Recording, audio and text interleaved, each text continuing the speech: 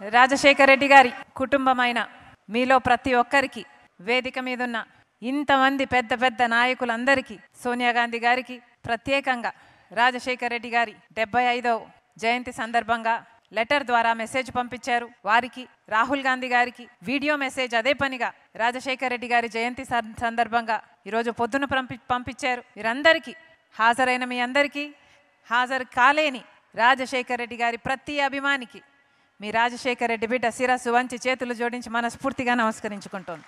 Doctor YS Rajasekhara Reddy ఆ మనిషి గుర్తు రాగానే మొట్టమొదట గుర్తొచ్చే అంశం ముఖం నిండా చిరునవ్వు. నడుచుకుంటూ వస్తే రాజసమే నడుచుకుంటూ వస్తుందా అన్నట్టుగా ఉండేది. ఆ ఖద్దరు పంచ దగ్గరికి వచ్చి పాప్స్ అని చేయి చాచినప్పుడల్లా, నన్ను దగ్గరికి తీసుకున్నప్పుడల్లా ఎంత ధైర్యమో మాటల్లో చెప్పలేనిది. రాజశేఖర రెడ్డి గారు చనిపోకముందు ఆ కొద్ది రోజులు ఆయనతో గడిపిన జ్ఞాపకాలు మీతో పంచుకోవాలని ఉంది.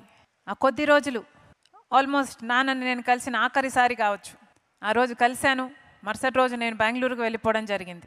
ఆ రోజు రాత్రి నేను కలిసినప్పుడు నాన్న మాట, పాప్స్ దేవుడు ఎంత చేశాడు కదా, మన జీవితాల్లో దేవుడు ఎంత చేశాడు, ఏమీ కానీ నన్ను ఇంత దూరం తీసుకొచ్చాడు, ఇంత సాధింపచేశాడు, ఈరోజు ఇంత చెయ్యగలిగాము అంటే, ఇంతమంది జీవితాలలో వెలుగు నింపగలిగాము అంటే దేవుడు నిజంగా ఎంత గొప్పవాడు, ఎక్కడో ఉన్నవాడిని తీసుకొచ్చి ఇంత ఎత్తున నిలిపాడు, ఇంత అవకాశాన్ని ఇచ్చాడు అని దేవునికి ఎంతో గ్రేట్ఫుల్గా ఉన్నాడు. ఉంటూ ఇంకో మాట కూడా అన్నాడు, పాప్స్ నా జీవితము జలయజ్ఞాని కోసమే దేవుడు పుట్టించాడేమో, జలయజ్ఞం నేను చేయగలిగితే నా జీవితం, నా పర్పస్ నేను ఫుల్ఫిల్ చేసిన వాడిని అవుతాను. ఇవన్నీ మిగతాటివన్నీ ఆరోగ్యశ్రీ అయినా, ఫీజు రీయింబర్స్మెంట్ అయినా, ఇందిరమ్మ ఇల్లు అయినా, 108 ఇవన్నీ బోనస్, కానీ జలయజ్ఞం మాత్రం నా హృదయానికి చాలా దగ్గర అన్నాడు. ఆ విషయం నాకే కాదు, క్యాప్టెన్ మామ కూడా, కేవీపీ రామచంద్రరావు గారికి కూడా బాగా తెలిసిన విషయం. ఎందుకంటే ఎలక్షన్లో కౌంటింగ్ జరుగుతున్న సమయంలో నాన్న చాలా టెన్షన్ పడ్డ అంశం ఏది అంటే, ఎందుకు అంటే ఒకవేళ మనం మళ్ళీ అధికారంలోకి రాకలేకపోతే జలయజ్ఞం ఏమవుతుంది, అన్ని ప్రాజెక్టులు ఆగిపోతాయి, ఈ ప్రాజెక్టులలో పెట్టిన డబ్బంతా వృధా అయిపోతుంది, వచ్చే నాయకులు పట్టించుకోరు, జలయజ్ఞం పూర్తి కాదు, 1 కోటి ఎకరాలకు నీళ్ళు ఇవ్వలేమని చాలా టెన్షన్ పడ్డాడు. అంత టెన్షన్ బహుశా తన జీవితంలో ఎప్పుడూ దేనికి పడుండడు. అంతేకాదు నాన్న ఆఖరి రోజుల్లో ప్రజల దగ్గరికి వెళ్ళాలి, ఎందుకంటే ప్రజలు ఒక అవకాశం ఇచ్చారు, ఆ ప్రజలకు మనం రుణపడి ఉండాం అన్న భావన నాన్నలో చాలా ఉండేది. ఒకసారి ఆలోచన చేయండి, ఏ ముఖ్యమంత్రి కూడా ఎలక్షన్లు అయిపోయాక గెలిచిన తర్వాత అంత తొందరగా మళ్ళీ ప్రజల్లోకి వెళ్ళాలి అని అనుకోడు. కానీ రాజశేఖర రెడ్డి గారు మాత్రం సాచురేషన్ పద్ధతిలో ప్రతి పథకము ప్రజలకు అందాలి, ఇంకా ఇల్లు లేని వారు ఉన్నారేమో, ఇంకా ఆరోగ్యశ్రీ అందని వారు ఉన్నారేమో, ఇంకా ఫీజు రీయింబర్స్మెంట్ అందని వారు ఉన్నారేమో, ఎవరికి ఏ అవసరం ఉన్నా అవసరం తీర్చాలి అని రచ్చబండ కార్యక్రమం ప్లాన్ చేశాడు రాజశేఖర రెడ్డి గారు. అసలు ఏం అవసరం ఉంది, నాకు ఒక్కొక్కసారి అనుకుంటే అసలు ఏం అవసరం ఉంది, ముఖ్యమంత్రిగా 5 సంవత్సరాలు పనిచేశాడు, ఆ పనితీరును బట్టి ప్రజలు ఆయనను ఆశీర్వదించారు, ఆయన గెలిచాడు, గెలిచాక మళ్ళీ ప్రజలు అని ఉరుక్కుంటూ వెళ్లాల్సిన అవసరం ఏముంది, అలా వెళ్ళి కదా రాజశేఖర రెడ్డి గారు చనిపోయారు. కానీ ఆ తపన ఉండేది. చాలామందికి ఒకసారి అధికారం వచ్చిన తర్వాత అధికారం అనుభవిస్తారు, అధికారం అనుభవించే క్రమంలో ఆ భోగాలలో ప్రజలకు దూరం అవుతారు. మొదట్లో రామకృష్ణ అన్న చెప్పినట్టు అధికారం లేనప్పుడు పాదయాత్రలు చేస్తారు, పోరాటాలు చేస్తారు, కానీ అధికారం వచ్చిన తర్వాత అవన్నీ మర్చిపోతారు. కానీ రాజశేఖర రెడ్డి గారు 5 సంవత్సరాలు ముఖ్యమంత్రి అయిన తర్వాత, సేవ చేసిన తర్వాత, అంత అద్భుతమైన పథకాల రూపకల్పన చేసి అద్భుతంగా అమలు చేసిన తర్వాత, గెలిచిన తర్వాత మళ్ళీ ప్రజల్లోకి పోవాలి అని ఉరుక్కుంటూ వెళ్ళి మనందరికీ దూరం అయ్యాడు రాజశేఖర రెడ్డి గారు. ఎంతమంది ఉంటారు అలాంటి నాయకులు, వెతికినా కనిపించరు, భూతద్దం పెట్టి వెతికినా కనిపించరు అలాంటి నాయకులు. ఇదే రాజశేఖర రెడ్డి గారితో నాన్నతో నేను ఒకప్పుడు అన్న మాట, పా నువ్వు అనుకున్నంత మెజారిటీ రాలేదు కదా రెండోసారి గెలిచినప్పుడు, కారణం ఏమిటి, నువ్వు నీ ప్రజలను ఎంతగానో ప్రేమించావు, నిత్యం తప్పించావు, ఎన్నో పథకాలకు రూపకల్పన చేశావు, ఆ పథకాల గురించి మళ్ళీ ఇంటికి వచ్చి ప్రతిరోజు ఇది ఇది ఇది ఇది అని, ఇది ఇలా చేస్తున్నాం, ఇది ఇలా చేస్తున్నాం, ఈ పథకం ఇంతమందికి అందుతుంది, ఇంతమందికి లబ్ధి చేరుతుంది అని ఈ 5 సంవత్సరాలు అంత ఎగ్జైట్మెంట్తో ఇన్ని పథకాలు చేశావు, ఇంత ప్రేమించావు. కానీ ఏమైంది, నువ్వు ప్రేమించినంతగా నీ ప్రజలు నిన్ను మళ్ళీ ప్రేమించినట్టు లేరు కదా అని అన్నాను. మెజారిటీ తక్కువ వచ్చింది కాబట్టి. దానికైనా ఏమీ అనలేదు, నవ్వాడు, చిరునవ్వు, పర్వాలేదులే పాప్స్ అన్నాడు. కానీ ఆ రోజు అర్థం కాలేదు నాకు ప్రజలు ఆయనను ఎంత ప్రేమించారు అని. ఏ రోజు అర్థమైందంటే నాన్న చనిపోయిన తర్వాత రాజశేఖర రెడ్డి గారు చనిపోయారు అని వార్త విని ఆ నిజం భరించలేక, ఆ నిజాన్ని జీర్ణించుకోలేక ఎంతోమంది 700 మందికి పైగా ఆయన వెనకాలే చనిపోయారు.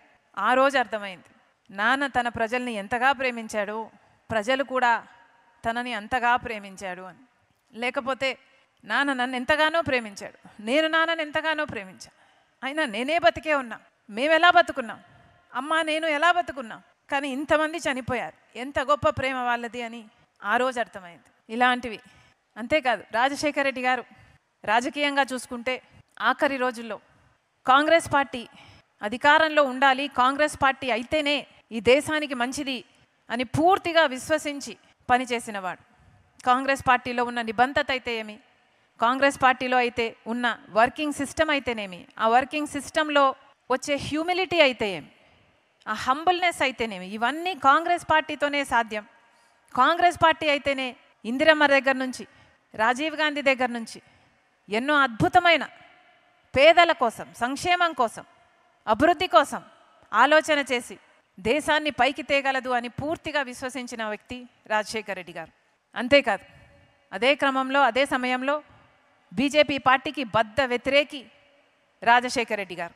ఎందుకంటే బీజేపీ పార్టీ సెంటిమెంట్ను అడ్డు పెట్టుకుని రాజకీయాలు చేసే పార్టీ, బీజేపీ పార్టీ మతాన్ని అడ్డు పెట్టుకొని రాజకీయాలు చేసే పార్టీ.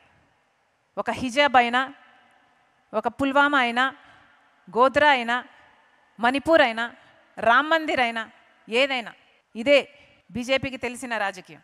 అందుకే బీజేపీ పార్టీకి బద్ద వ్యతిరేకి రాజశేఖర రెడ్డి గారు. ఈరోజు మళ్ళీ చెప్తున్నాం, రాజశేఖర రెడ్డి గారి వారసులు అని చెప్పుకుంటున్న వాళ్ళు, వారి ఆశయాలను నిలబెడుతున్నామని చెప్పుకుంటున్న వాళ్ళందరికీ అలాంటి బీజేపీ పార్టీతో మీరు తెర వెనుకల పొత్తులు పెట్టుకున్నారు. మీరు ఎలా అవుతారు? రాజశేఖర రెడ్డి గారి ఆశయాలను నిలబెట్టిన వాళ్ళు ఒకసారి ఆలోచన చేసుకోవాలి. ఆఖరి రోజుల్లో రాజశేఖర రెడ్డి గారు చాలా చాలా కోరికగా రాహుల్ గాంధీ గారిని ప్రధానమంత్రిని చేయాలి అని కూడా చాలా కోరుకున్నారు. మరి ముఖ్యంగా ఆ ఎలక్షన్ ఆ టైంలో, ఆ ఆఖరి సంవత్సరంలో ఎందుకో తెలియదు, అసలు ఆ రోజుల్లో రాహుల్ గాంధీ గారు పెద్ద నాయకుడు కూడా కాదు. అప్పుడు రాహుల్ గాంధీ గారికి వయసు 35 సంవత్సరాలు. పెద్ద నాయకుడు కాదు, పెద్ద నాయకత్వ లక్షణాలు లేవు. ఆ రోజులో పెద్ద నాయకుడు కావాలి అన్న తపన ఆయనలో కూడా లేదు. అయినా కూడా రాజశేఖర రెడ్డి గారు గుర్తించారు, ఈ మనిషి ప్రధానమంత్రి అయితే మన దేశానికి మంచిది అని ఆ రోజు గుర్తించాడు రాజశేఖర రెడ్డి గారు. ఎంత ముందు చూపు ఉండాలి ఆ మనిషికి. రాజశేఖర రెడ్డి గారికి రాజీవ్ గాంధీ గారికి చాలా దగ్గరి సంబంధం. రాజీవ్ గాంధీ గారంటే రాజశేఖర రెడ్డి గారికి చాలా ప్రీతి.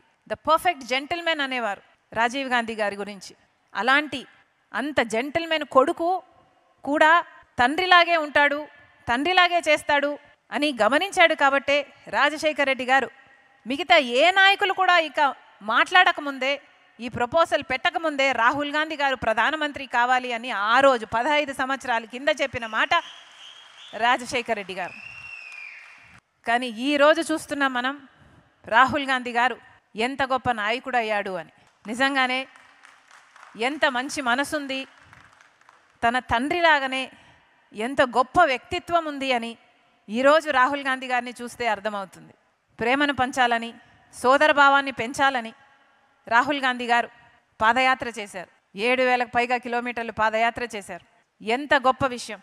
అంత దేశాన్నే ఏలబోయే ఒక ప్రధానమంత్రి ఈరోజు పొద్దున పంపించిన మెసేజ్లో రాజశేఖర రెడ్డి గారి గురించి, రాజశేఖర రెడ్డి గారి పాదయాత్రే నా పాదయాత్రకు స్ఫూర్తి అని అనటం, రాజశేఖర రెడ్డి గారు నా మెంటర్ అని అనటం ఎంత గొప్ప విషయం. నిజంగానే మనస్ఫూర్తిగా ఈరోజు రాజశేఖర రెడ్డి గారి బిడ్డ విశ్వసిస్తుంది, ఆ రోజు నాన్న చెప్పిన మాట నిజం, నాన్న కోరిక నిజం. రాహుల్ గాంధీ గారిని ప్రధానమంత్రిని చేసుకునే బాధ్యత మన అందరి మీద ఉంది. ఎందుకంటే అది రాజశేఖర రెడ్డి గారి ఆఖరి కోరిక కాబట్టి ఈ ఆఖరి కోరికను తీర్చాలా, ఈ బాధ్యత మన అందరి మీద ఉంది. మరొక్కసారి ఇంతమంది రాజశేఖర రెడ్డి గారిని స్మరించుకోవడం కోసం, ఆయనకు నివాళులు అర్పించడం కోసం ఇంతమందిగా వచ్చారు. పేరు పేరు వంతున ప్రతి ఒక్కరికి, డయస్ మీద ఉన్న ప్రతి ఒక్కరికి రాజశేఖర రెడ్డి బిడ్డ శిరస్సు వంచి చేతులు జోడించి మనస్ఫూర్తిగా కృతజ్ఞతలు చెప్పుకుంటాం. Thank you.